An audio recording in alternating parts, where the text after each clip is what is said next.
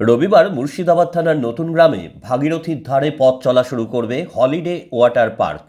বিশাল এলাকা জুড়ে শিশু উদ্যান, আমোদ প্রমোদ, বিনোদনের নানান উপকরণ রয়েছে এই পার্কে।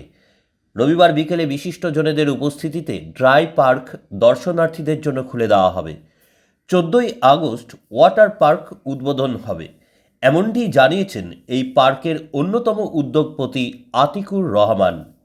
প্রায় দেড় দশকের বেশি সময় আগে জঙ্গিপুরের সাংসদ প্রয়াত প্রাক্তন রাষ্ট্রপতি বহরমপুর পুরসভার অধীনে এই স্থানে পর্যটকদের জন্য ইকো ভিলেজ প্রকল্পের শিলান্যাস করেছিলেন।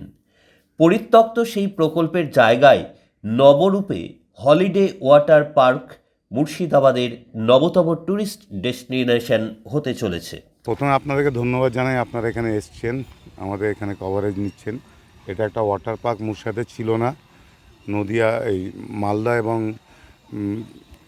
কলকাতার মাঝে কোথাও ওয়াটার পার্ক ছিল না। তো আমরা এই উদ্যোগটা নিই, এই জায়গাটা মিউনিসিপ্যালিটির থেকে আমরা লিজ নিই এবং এখানে আমাদের যে রেসপেক্টেড নাড়ুগোপালবাবু চেয়ারম্যান স্যার আছেন, তার বিশেষ ভূমিকা আছে। তিনি আমাদেরকে বিভিন্নভাবে যাতে একটা ভালো কিছু হোক প্রস্তাব দিয়ে এটাকে উনি আমাদেরকে হেল্প করেছেন। এটা বহরমপুর মিউনিসিপ্যালিটির জায়গা ছিল, সেটা আমরা লিজ নিয়ে এই ওয়াটার পার্কটা আমরা করছি।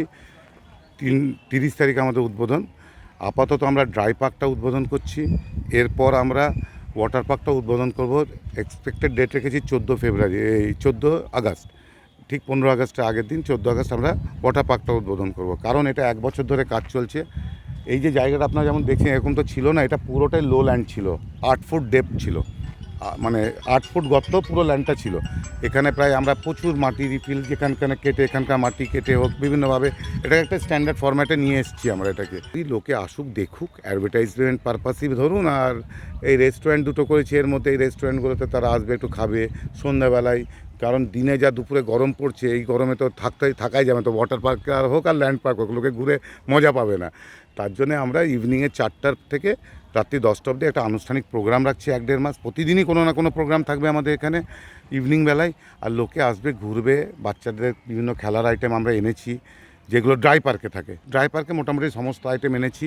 এখানে একটা জু করেছি, জুয়েরও সমস্ত আইটেম আসছে। আস্তে আস্তে কিছু পাখি এসছে, আরও আসছে। তো আমরা চাইছি ছোটো বাচ্চাদেরকে নিয়ে সবাই ফ্যামিলিরা আসুক, বা সব ফ্যামিলি করে আসুক। এখানে আমাদের রেস্টুরেন্ট আছে দুটো, একটা বেঙ্গলি ফিউশন নামে বেঙ্গলি রেস্টুরেন্ট আছে, এছাড়াও একটা আমরা চাইনিজ রেস্টুরেন্ট করেছি। তো এখানে খাবার দাবার খাবে, ঘুরবে, এটাই আমাদের উদ্দেশ্য। একটা সময় প্রণব মুখার্জি ইকো ভিলেজ নামে একটা প্রস্তাবিত প্রকল্পের এখানে শিলান্যাস করেছিলেন। কিছুটা ফান্ড ব্যয় করে বিল্ডিংয়ের কাজও করা হয়েছিল, তারপর সেটা পরিত্যক্ত হয়ে যায়। তো প্রণববাবুর এই প্রকল্প আফটার অল আপনারা বাস্তবায়িত করছেন উদ্যোগ নিয়ে, কেমন লাগছে সেজন্য? ঠিক আছে, প্রণববাবুর প্রকল্প বলছেন, ওনার একটা স্বপ্ন ছিল, কিন্তু এটা দীর্ঘ 20 বছর আগে আপনি যে কথাটা বলছেন, এটা সেন্ট্রাল গভর্নমেন্ট নিয়ে কোনো একটা প্রজেক্ট করবে আমরা শুনেছিলাম, ইকো ভিলেজ টাইপ। কিন্তু তারপর তারা এটাকে অফ করে দেয়, ওইটা প্রজেক্টটাই ক্যান্সেল করে দেয়, যেটাকে বলে ক্যান্সেল করে দেওয়া প্রজেক্টটা। এবং তারপর ওরা মিউনিসিপ্যালিটিকে হয়তো ফিরিয়ে দেয়, এনওসি দিয়ে দেয় যে আমরা কোনো কাজ করব না এখানে। যে প্রকল্পটা ছিল ওরা ড্রপ করে, প্রণব মুখার্জি প্রকল্প।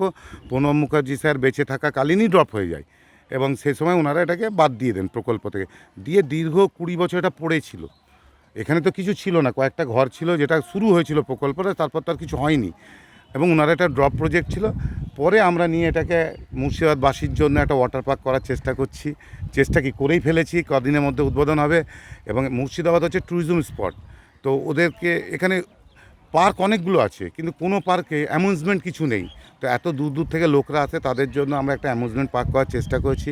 এবং এই অ্যামিউজমেন্ট পার্ক চালাতে গেলে একটা বিশাল সংখ্যক লোক লাগে, সেই যে এখানে এমপ্লয়মেন্ট জেনারেশন বলেন, সেটাও করার চেষ্টা করেছি। সেটা সব লোকাল লোককে নিয়েই করেছি আমরা, বাইরে কাউকে নিয়ে এই আশেপাশেকার লোকরা।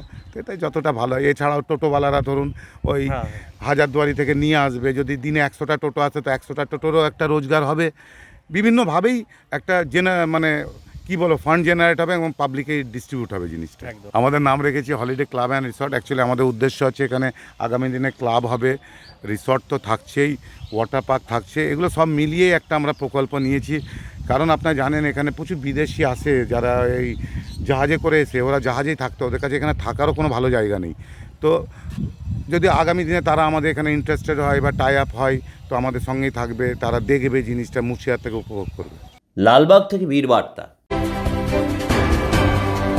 আপনি কি অল্প খরচে ভালো চিকিৎসার কথা ভাবছেন কোথায় সস্তায় আধুনিক চিকিৎসা বা অপারেশন করা যায়? উন্নত আধুনিক চিকিৎসা পরিষেবার জন্য আপনাকে আর দক্ষিণ ভারতে যেতে হবে না। ঘরের কাছে মুর্শিদাবাদের লালবাগে চলে আসুন সর্বাধুনিক চিকিৎসা প্রতিষ্ঠান বসুন্ধরা নার্সিং হোমে। বসুন্ধরা আপনার স্বাস্থ্য পরিষেবার বিশ্বস্ত প্রতিষ্ঠান। অভিজ্ঞ বিশেষজ্ঞ চিকিৎসক মণ্ডলীর দ্বারা অত্যাধুনিক চিকিৎসা সরঞ্জামের মাধ্যমে যে কোনো অসুখের চিকিৎসা করা হয় এখানেই। বসুন্ধরায় রয়েছে 24 ঘন্টা এমার্জেন্সি ডক্টর ফেসিলিটি, সম্পূর্ণ শীততাপ নিয়ন্ত্রিত আইসিইউ, এইচডিইউ, অত্যাধুনিক অপারেশন থিয়েটার, অর্থোপেডিক চিকিৎসা ও অপারেশন, নরমাল ও গাইনিক সার্জারি, নাক কান গলা সংক্রান্ত চিকিৎসা ও সার্জারির সুযোগ রয়েছে বসুন্ধরা নার্সিং হোমে। এখানে প্রতিদিন রয়েছে নিজস্ব প্যাথোলজিতে ইউএসজি, ডিজিটাল এক্স-রে, ইসিজি সহ নানান স্বাস্থ্য পরীক্ষার সুযোগ।